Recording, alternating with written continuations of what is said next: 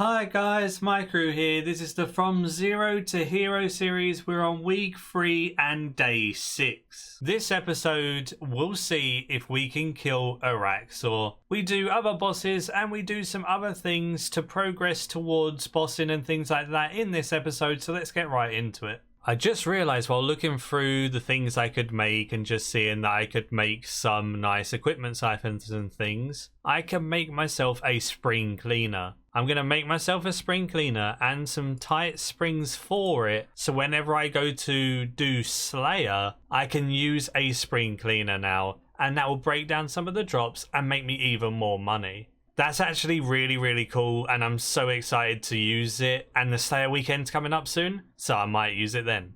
I had to set up my spring cleaner. I just have it break down rune crossbows, rune weapons, rune armor, and battle staves. Not much point in breaking down much else, as it is a loss for the most part, and then other things just don't drop anyway. So now I have done that, I want to add 200 springs to upgrade the spring cleaner 1 tier. That way it has a higher chance of disassembling things. Then I'll make it actually use up these 300 springs to level the rest. Getting that first level, just giving it a little bit of an extra chance to disassemble is nice. Then it will level up with these 300 more tight springs I've put inside. I have a lot of dexterous and precious components from scavenging in the abyss, so I'm going to disassemble some more maple logs for simple parts, and then I'm going to make some equipment siphons just for a little bit of GP to invest in charges and other supplies for bossing, and then I'm going to go do a bit of QBD. Time to make 10 equipment siphons. That's like 1.7 mil that I can invest in supplies. I'm going to keep 4 of the equipment siphons, and they're so much cheaper than I thought. They're 118k each. That was like 1.2 mil in siphons, not 1.7. Before I go do bossing, I want to get a Ring of Vigor. Ring of Vigor gives you 10% adrenaline left over whenever you use an ultimate. So if I sunshine with a Ring of Vigor and then use an adren pot, that's 35% adren. I can get back to using thresholds very quick, and I've been PVMing for too long without one. I have 30,000 Dungeoneering tokens at the moment, so I need to get 20,000 more. So what I'm going to do is I'm going to make a new group, set it to the Temple of Amanishi, and go kill the mini bosses for some Dungeoneering tokens. So if I set the group to Temple of Amanishi, I can then take me out of matchmaking, ready up, which then will allow me to teleport. This lets you teleport straight to Amanishi. Then if you're doing it solo, you want to leave the group so you can get all of the loot for yourself. If you're in a group, it gives you slightly less loot. So you just enter the Temple of Amanishi and you say, I want to go to normal mode. If you make your minimap bigger, you can see how many mini-bosses are in here. There is one, and it's the chef. So I'm going to go do that one for 5,000 Dungeoneering tokens. The chefy boy is dead, and we got 5,000 Dungeoneering tokens for it. 86 defense and 128 combat. Gotta carry on for some more tokens. Wow, this boss is really easy. This mini boss, you can literally just kite around. You just keep running and he can't catch up to you because he moves really slowly. So you literally take like no damage from him. It's pretty good. As long as you've cleared the mobs beforehand and stuff, he doesn't really ever get over to you. He may once or twice when you're moving around. Makes it very easy, and it's a very easy one to kill. And there is 5,000 more Dungeoneering tokens. 2 more bosses to kill. This one hits a bit harder. Still pretty easy. It's still just DPS him before he DPSs you kind of thing. Devotion helps a lot here. There we go, 5,000 more tokens coming in. We also have a boss up here, so I might as well kill this one for 5k while I'm here. I just got to deal with all of these little ones. I'll just stand here and they'll all line up and we can just AoE them down one by one, easy peasy. Another 5,000 tokens. We now have 54,952. Let's go buy that Ring of Vigor. Actually made a little bit of money while farming those mini bosses. The things that are the value of this 3.1 mil are the alkaballs. I got a rare Amanishi relic, that's a mil on its own. Then the uncommons Alk for 25k and the commons Alk for 5k. So I'll Alk those and we'll get a bit more money that we can use towards bossing and things like that.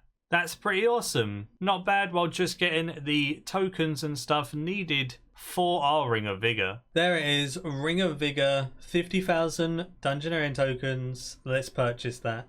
I have like no auras and I only have 22,000 loyalty points, which isn't much. I really don't want to wait to buy Maniacal. So I think what I'm going to do is I'm gonna buy the runic accuracy aura and upgrade it to greater runic accuracy, and that will cost me about 21,000 loyalty points. That will give me 5% increased accuracy, which is actually really useful with stuff like Araxxor. So even though I can't get Maniacal or anything, I might as well get tier 2 runic accuracy for that 5% accuracy increase with magic. Better than having no aura at all. I have 2 prawn perks right now, and I can now rod fish without using fishing bait, which is going to help, but I also need to get it so I don't have to use feathers. And that's on the second page, so I need to get some more prawn perks for that. I realised if I'm AFKing and doing fishing and stuff, which I have to do now just to edit a video, I might as well use the Rodomatics and level them up for invention gains. This will also mean that I should make some skilling perks before I go and AFK. So let's manufacture a Rodomatic, and then I'm going to make some tool gizmos. Then I'm going to make 10 tool gizmos and test our luck at perks for this Rodomatic. We just want to get a honed and a furnace. Furnace 2, honed 3, something like that would be perfectly fine. Using 5 sharp components can give honed or furnace, so let's see what we can do. We may even be able to get a good combo. Furnace 1. Honed 3, that's pretty decent. Honed 3, Furnace 1, Furnace 2. There we go, we'll take Honed 3, Furnace 2. So Furnace 2 has a 10% chance of consuming the resource for 100% more experience, so that's just a flat out 10% increase in XP. Then Honed 3 has a 6% chance of successfully gathering items, so as long as you don't have the highest success rate already, then that's a 6% increase in XP too. Now let's get to fishing and doing a little bit of AFK while we're editing, then it's back on the boss grind.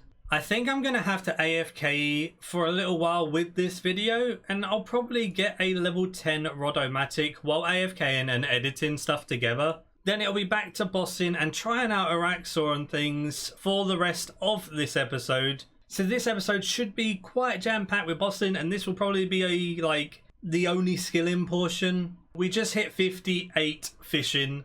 Now, if we check, we can do leaping salmon and leaping trout. So I'm going to go to barb fishing and go fish there. Because I've got baitless fishing, I think I can do that for free as well. I actually nearly forgot to make decorated fishing urns. These will help by increasing my experience by 20%. Definitely want to be using these. So now I can go do some barb fishing. Want to get 68 for the fishing guild and the deep sea merchant anyway sometime. So might as well do this when I have to AFK, as it's one of my lower skills. I guess because you can use bait or feathers here, it doesn't really let you use baitless fishing unless you have the feathers and the normal bait unlocked. That kind of sucks because I have baitless fishing unlocked, just not featherless. Oh well, I'll go buy some fishing bait and then come back. See, that's so weird. Now that I've got fishing bait, I can catch the fish even though I've got baitless fishing and I shouldn't even be using the bait. Oh well, time to AFK here, get a level 10 rod and see what level we get to in fishing.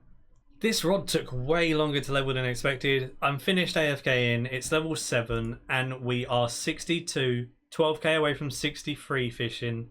So now going back to doing some bossing and we'll do more fishing when we have to AFK again. Let's go. I think it's time to warm up to some bossing today with the QBD. Get it? Warm up because, you know, she breathes fire? Okay, I'm funny, guys. Screw you all, alright? Maybe I don't even need warming up, apparently. Personal best first kill of the day, 1 minute 36. That's pretty nice. We can get 3 QBD kills now in one overload and super anti-fire sip. That's quite fast, consistent kills. Oh, that was a pretty quick one. 1 minute 29, new record. Nice. Oh, I got an effigy. That's a cool drop. Can't really solve it, but I can get it assisted. Nice. Rare drop table of 850k, 53 rune bars. I like it. Oh, decent last loot of the hour. A royal sight, 200k, 363 total loot. 4.7 mil for that hour of QBD. QBD is just so consistent. Really, really good money. I feel like QBD is the boss that would make me the most money if I just camped it, but it's kind of boring to do. Plus, I just needed some money to try and get Crackling free and then just buy lots and lots of supplies and go try Araxxor. Not going to be able to kill tons and tons of Araxxor because it is path 1 free and the minions really do hurt, especially using mage with bad gear. So I plan on getting maybe 1, 2 or 3 kills, see how it goes, and just get those kills and be happy that I've been able to kill it this week. Then once I get more gear and the paths change to 2, 3, it'll be much easier, so then I can start progressing that way. Starting off with paths 2 and 3 would have been much easier, but we can do it this way, I'm sure.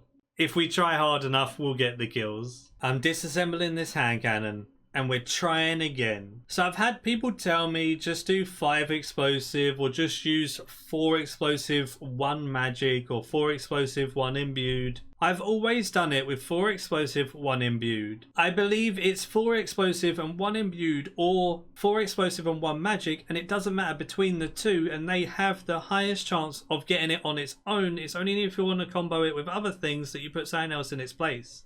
So we're going to try again with 4 explosive, 1 imbued, and hopefully get Crackling. We got ultimatums too. Let's repeat it. And we got ultimatums too. Okay, let's buy another hand cannon. Right, let's disassemble this hand cannon. Now, let's try magic and 4 explosive. Apparently has exactly the same chance. Create. Finally, we got Crackling free. Thank gods. I'm happy that I finally got it. Maybe 1 lot of magic has a bit of a better chance than imbued. I'm not sure. Could have just been RNG. But either way, 4 explosive, 1 magic got us Crackling free. Now we have all the perks we want. And we're going to go to Araxxor. Just need to buy some rock towels and we're good to go. Our setup for Rax is pretty self-explanatory. We have our Holy Overload, we have our replenishment pot, we have 2 prayer flasks, we have brew flasks, rock towers, a pheromone because we won't be paying 200k for an instance because we're only doing a kill or 2. We upgraded to an abyssal wand. It's a very cheap wand that we can do like 1 attack with when we have our shield on for shield switching. A ring of vigor so we can get a dren whenever we sunshine. And a Guthic staff to debuff the boss alongside some runes, and a war tortoise filled with rock tails. Our gear setup is as it always has been, except for our augments. We have our Biting 2 Venom Blood and our Enhanced Devoted 3 on the top, and our Impatient 3 and Crackling 3 on the bottoms. And we're good to go and we're ready. So let's go try and kill Araxxor. It was time to try out Araxxor, and you know that aura I bought for 5% increased accuracy against Araxxor? Well, we may have forgot to even have used that, so hopefully next time we do Araxxor we actually remember it. But either way, with this gear, we're not hitting too hard, but it's just doing the basic thing of Araxxor. Every 5 attacks it does a special ability, so you want to anticipate or freedom before that time. This means if he does like 3 or 4 attacks, then use freedom or anticipate, so if he does a cleave he won't pull you in, and if he does a cocoon it won't last as long. It really does help with dealing with mechanics. As soon as the web was burned he was still on like 40k HP, but I thought I'd phase it and run all the way to the end. This way I could do phase 2 and 3 and half of phase 1 all at the same time. I want him to spawn the ads as soon as possible just so I can deal with all of the waves of spiders. The order of the special spiders spawning is not random. The first wave of spiders, the special spider which will either be a pulsing or a mirrorback, will be the 3rd spider that spawns. The second lot will have the 2nd spider being a pulsing or a mirrorback. And the 3rd lot of spiders that spawn will have it on the 1st spider that spawns. So for the 2nd time and the 3rd time I instantly make sure I'm not attacking because the spider spawns pretty quickly. This way, if it is mirrorbacks again, you can kill the mirrorback, then focus again on AoEing the rest of them and Araxxor. Then the 4th wave of spiders never ever has a special one, it's just loads of really weak random ones that you can just AoE down quickly. Then once that 4th wave of spiders is done, it will never do spiders again for the duration of this phase. Although it can still spawn spiders in phase 4. There is a thing where people say if you kill all the spiders in phase 3, it will never spawn it in phase 4. It still can. I've had it plenty of times where I've cleared all the waves of spiders and then phase 4 it still spawns spiders for me. You just kill them and get back on Araxxor. It took me so long to just get to phase 4 and it's just really frustrating splashing so much. The aura would have helped so much. I'm so annoyed with myself that I didn't even activate the aura. Using Anticipate and Freedom helped out a fair amount though, and just being able to minimize the damage and trying my best to deal with all the mechanics. It wasn't too bad, but Path 1 with this gear setup is really, really annoying because you take so much more damage from all the spiders spawning and you having to deal with those and doing less damage to Araxxor, making the kill slower and everything. It's just really frustrating. Path 2-3 will be open tomorrow, so hopefully in episode 7 I can do some Path 2-3 and maybe get more than just 1 or 2 kills. But either way, we're moving on to phase 4 now. Can't skip the cutscene, I'm losing my adren, yay! I've just lost all of my adren, I only had like 50% anyway. Phase 4 works as it always has done. When you're praying range, he'll use a magic attack, and when you're praying magic, he'll use a range attack, so normally you just rotate between the two. It shoots out a range attack, you switch to pray range, then it will shoot out a magic attack, you switch to protect from magic, and you just repeat that over and over again. It only does special attacks until it hits 50k HP. So you will have to deal with cocoons, cleaves, things like that until 50k HP. When he hits 50k, he won't do any more special attacks, and the only extra thing that changes is when he hits 25k HP. When he hits 25k HP, he summons a little blob. This blob bounces around 5 times and then goes to your location. If you let it hit you once, it will bounce around 5 times more once you move. Otherwise, it will continuously follow you and it will only bounce here and there. So it's up to you what you want to do. You could take the damage and let it bounce again, or you can just continuously move around while DPSing Araxxor and it will never ever hit you. But either way, phase 4 isn't too bad as long as you get your prayer switching correctly and you just try your best to DPS as fast as possible. Araxxor does hit quite hard during this phase and devotion is your best friend. No! Okay, we did it. I thought I was going to die at the end. Oh no. Whew. Okay, right, click. Boop. 127k. Pretty sure I spent so much more than that in supplies. Oh no. Whoa, so that was the first kill of the instance. I had 0 adren. It was a 2-minute 11 kill and I used 0 food. I literally have full HP and I have to eat food just to get space for this drop. That's such a successful kill. Hopefully they're all like that. Enhanced devoted and stuff, just OP. Hey, we got a sub 2 minute. We got a 154. Even better. No, I just get spammed in Gladjo. Like, yeah, grats. Dominant Animal legs. Needed it for the drop log, I guess. 87 defense as well. Could have been a crest or a lance, but we're moving on. We'll forget about this drop. I got legs before as well. I banked after like 35 minutes, came back. Oh, look, a new pair of Dormant Animal Core legs. One in the bank, one in my inventory. Yay. That 50% increase in rep is really paying off. Thanks, game. No way! That's not Dormant Animal Core. Oh, that's dumb. That is so dumb. Vindictor KC is at 79. What? I have 79 KC. Oh my goodness. This is nuts. That's great though, because in this hour I've had 2 Dormant Animal Core legs and a lance, and the hour's not even over yet. Can we get a crest? Can we get a pet? What can we get? I don't know. So we made 2.7 mil that hour without the lance, and we got those 2 Dormant Animal Core legs. If we include the lance as well, we've made 22.1 mil in that hour. That's crazy. It was going to be average hour. It's like 2.5, 3 mil an hour or something solo at this level with these kill speeds. But that lance tops it right off. I don't even think I'm going to sell the lance. I think I'm going to continue doing Vindictor. Keep the lance, make enough money for bandos, and possibly go do some Hellweir for fun. We'll see either way. Gonna keep the lance for now, but I may not do Hellweir because I'd probably have to perk the gear and stuff to make it viable. We could do some fun kills, maybe. Are you actually serious right now? Dormant Animal Core legs again. That's the 3rd pair, and this is the start of the 2nd hour. That's nuts. And it's always the legs. I don't really understand. If I get another lance this hour and 2 legs, I'm not going to complain. Come on, Jagex. You know what you want to do. That's it for this episode. I'm just doing some AFK fishing right now while editing this together. Unfortunately, we didn't get another crest or anything in the hour of Vindicta. But what I think we're going to do is we're going to camp Vindicta tomorrow while doing maybe 1 or 2 more kills of Araxxor, as the paths do change tonight.